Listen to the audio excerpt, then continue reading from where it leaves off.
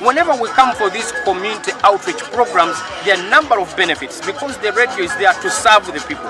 But also the people depend on the radio for information, information on investment opportunities, information on government programs, how they can benefit. So when we come and meet, when we get out of studios, come and meet the leaders, come and meet the community members, we strengthen the connection, we strengthen our relationship with the community. Now, in case they want to announce, in case they want their community activities covered in the newspapers, on radio, they can now come to Kabalega. Now, if Kabalega needs information, we depend on sources.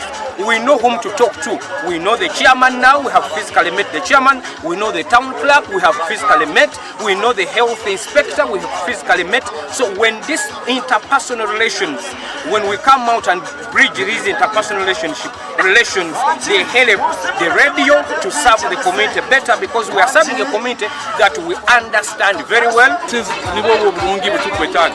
Abantu bakamanya ba presenters bebahura buli kiro mu station nibabaza nibabachamura nibabasekesa batya lero babaine babero aho na maiso bona akisayana kandi bachanga umupira gubaire murungi babanzege batutere goro naitwe twatera